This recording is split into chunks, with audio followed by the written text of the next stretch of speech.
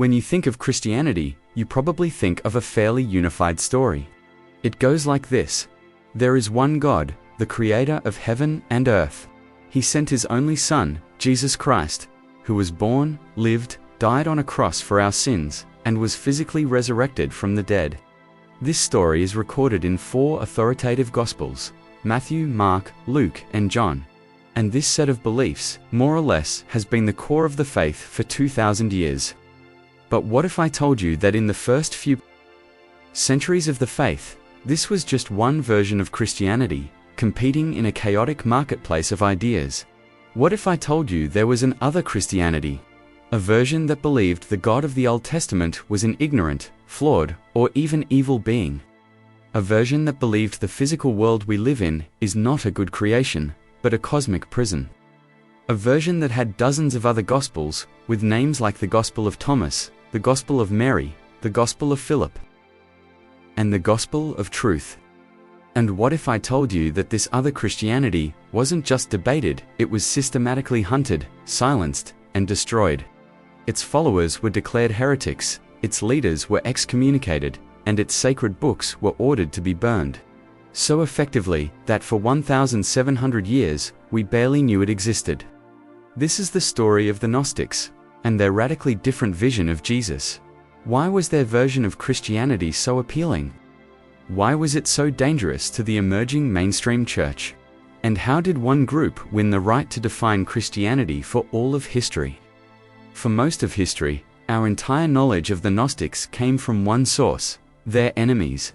We only knew what they believed because a group of early Christian heresy hunters, or heresiologists, church fathers like Irenaeus of Lyon, Tertullian of Carthage, and Epiphanius of Salem wrote massive multi-volume books against them. These books viciously attacked Gnostic beliefs as absurd, blasphemous, and dangerous, quoting short passages only to refute them. It was like trying to understand a political party by only reading the attack ads of their opponent. And for 1,700 years, that's all we had. The winners had not only written the history books, they had burned all the other books. Then, in 1945, everything changed. In the desert of Upper Egypt, near the town of Nag Hammadi, a local man named Muhammad Ali El-Saman was digging for fertilizer. His shovel struck something hard, a large sealed earthenware jar. Expecting to find gold, he smashed it open. Inside, he found no treasure, but something far more valuable: a collection of 13 leather-bound papyrus books, or codices. He didn't know it, but he had just uncovered a lost library. It was a hidden cache of over 50 secret texts, a Gnostic monastery's collection, likely buried around 367 AD, the exact year that the powerful bishop Athanasius of Alexandria issued a decree ordering all heretical books to be destroyed. Some monk, it seems, chose to bury his library rather than burn it. Suddenly, the Gnostics could speak for themselves. We no longer had to rely on their attackers. We had their own Gospels, their own secret revelations, their own cosmology. The other Christianity, silenced for millennia, had been resurrected from the dust. So, what did these lost books reveal? What is this belief system that was so dangerous? The word Gnosticism comes from the Greek word gnosis, gamma, nu sigma, iota sigma, which simply means knowledge. But not just any knowledge. Not book learning or scientific data. Gnosis meant a secret, mystical, divine knowledge, an intuitive, personal revelation that was the key to salvation. While Gnosticism was incredibly diverse, with many different schools and myths, most Gnostic systems shared a core radical worldview. It's a kind of theological conspiracy theory, and it goes something like this. Think of it as a loose inspiration for the movie The Matrix. 1. The God beyond God. There is a true, ultimate, good God. This God is totally transcendent, unknowable, perfect, and purely spiritual. This God did not create the world we live in. 2. The cosmic mistake. This true God existed with a complex family of divine emanations or eons. In a moment of cosmic error, one of these eons, often a female figure named Sophia Wisdom, fell or acted in ignorance, creating a flawed, lesser being. 3. the demiurge, the bad creator. This flawed, lesser being is the God you read about in the Old Testament. The Gnostics called him the demiurge, the craftsman, or sometimes Yaldabaoth. He is an ignorant, arrogant, and sometimes malevolent God. Thinking he is the only God, he declares in Genesis, "I am a jealous God. You shall have no other gods before me." The Gnostics read this not as a statement of truth, but as a confession of his own ignorance and jealousy. This demiurge, this flawed God, is the one who created the physical, material world. 4. The world as a prison. Because the world was created by a flawed God, the material world itself is a prison. It is a realm of darkness, decay, and suffering. It is not the good creation described in Genesis. 5. The divine spark. And we, or at least some of us, are divine sparks from the true, transcendent realm, who have fallen and become trapped in this prison of matter.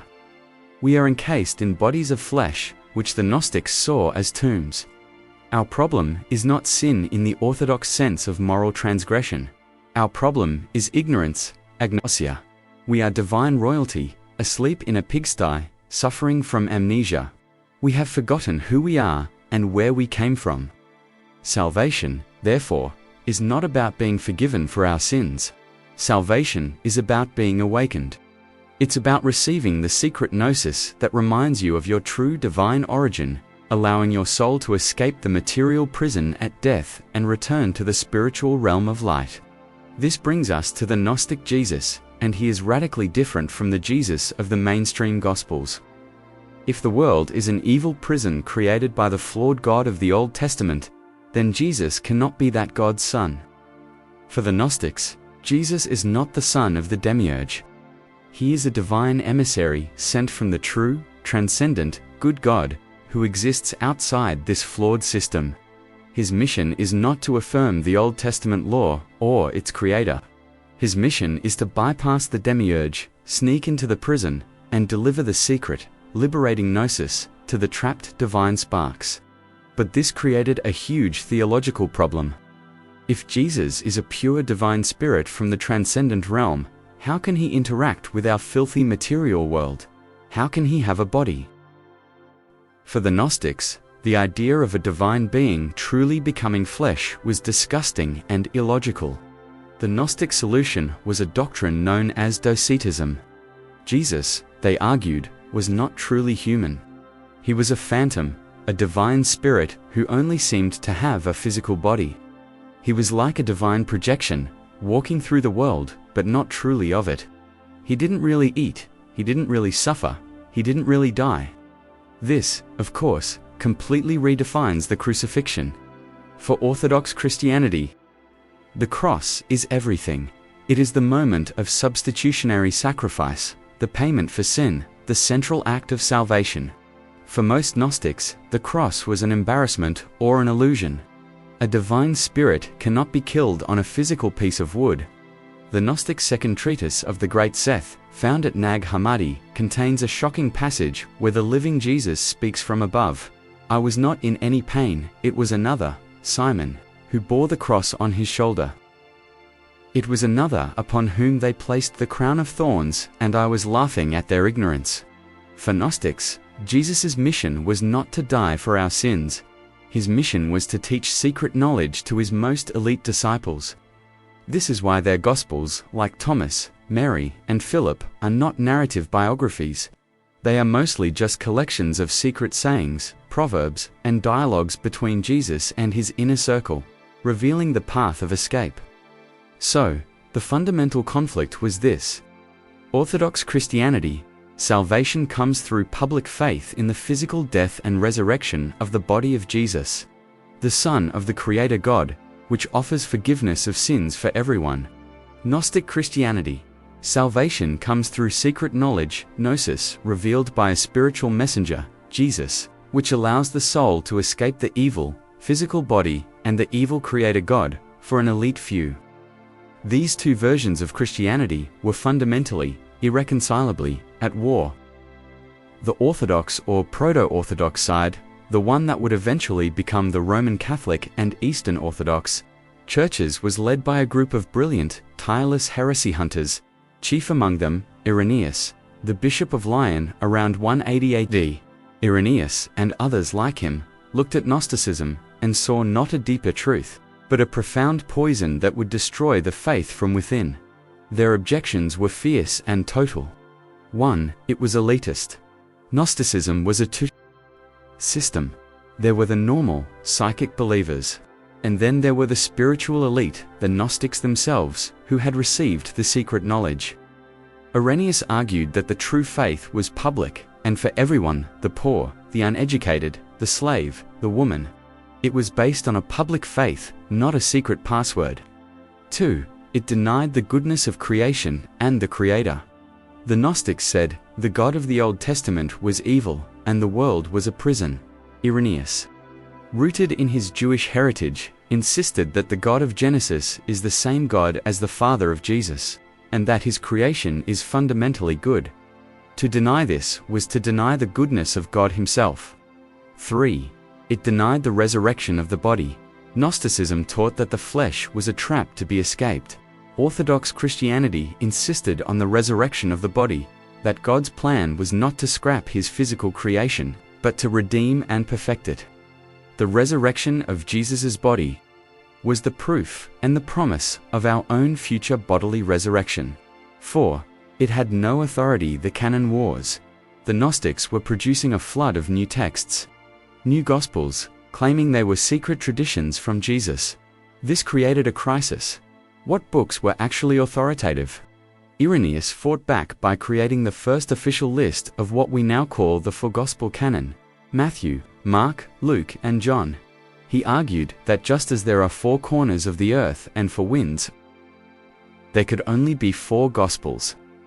These were the ones with the oldest, most public, and most reliable links to the original apostles, not some secret text that just appeared. The proto-Orthodox didn't win by just having better arguments. They won through a systematic campaign of organization, definition, and suppression. Intellectual attack. First, they out-argued and out-published the Gnostics. Irenaeus's massive book against heresies was a brilliant, systematic takedown that defined Gnosticism perhaps unfairly for the next 2,000 years. Creedal unity. They created boundary markers in the form of creeds. The earliest versions of what we call the Apostles' Creed were designed specifically to refute Gnosticism. Oh, I believe in God, the Father Almighty, creator of heaven and earth. That's a direct attack on the Gnostic idea of an evil demiurge. Oh, I believe in Jesus Christ, who was born of the Virgin Mary, suffered, was crucified, dead, and buried. A direct attack on Docetism, insisting on Jesus' real, physical humanity and suffering. Oh, I believe in the resurrection of the body. The final, definitive rejection of the Gnostic idea that the body is a prison. Centralized authority, the bishop. They strengthened the power of the bishop as the one authorized guardian of the apostolic tradition. There was no room for secret, freelance revelations, excommunication, and suppression. Finally, once Christianity gained political power after Emperor Constantine's conversion in the 4th century, the debate was no longer a philosophical one. The Orthodox side now had the power of the state. Heresy became a crime. Church councils, like the Council of Nicaea, solidified correct doctrine. Emperors issued edicts. Gnostic meetinghouses were shut down, and their books were ordered to be seized and burned. This is why the Nag Hammadi library was buried. Some monks, facing the threat of destruction, chose to hide their sacred texts in a jar in the desert, where they lay silent for 1,700 years, a testament to a version of Christianity that was hunted, defeated, and almost completely erased from history. So, we are left with a fascinating historical what if. The Orthodox side won. They defined what Christianity would mean for the next 2 millennia. But did the right side win? The discovery at Nag Hammadi has reignited this ancient debate. On one side, some scholars and modern mystics look at the Gnostic texts and see a profound, rich, and more intellectually adventurous form of Christianity. They see a faith that embraced metaphor, a psychology of the self, the divine feminine in figures like Sophia, and a path of inner enlightenment. From this perspective, the Orthodox victory was a hostile takeover, a power grab by authoritarian bishops who crushed a more mystical, diverse, and perhaps even liberating form of the faith, robbing us all of a richer heritage. On the other side, mainstream Christianity and many historians argue that this Orthodox victory was necessary and essential. They argue that Gnosticism, at its core, was anti-human, anti-world, and anti-Jewish. It was a fundamentally pessimistic, elitist, and body-hating philosophy that had little to do with the historical Jewish rabbi from Galilee. In this view, Irenaeus and the Hierosolygists weren't villains. They were heroes who saved the simple, inclusive, world-affirming, and embodied message of Jesus, the message of a good creator, a good creation, and the resurrection of the body from being dissolved into a bizarre, elitist, pagan-like mystery cult. This leads us to the final debate. Was Gnosticism a profound, mystical understanding of Jesus' secret message that was tragically suppressed by a power? If you found this deep dive into the other Christianity fascinating, please hit that like button and subscribe for more content that uncovers the hidden battles and forgotten histories that shaped our modern beliefs. Thanks for watching.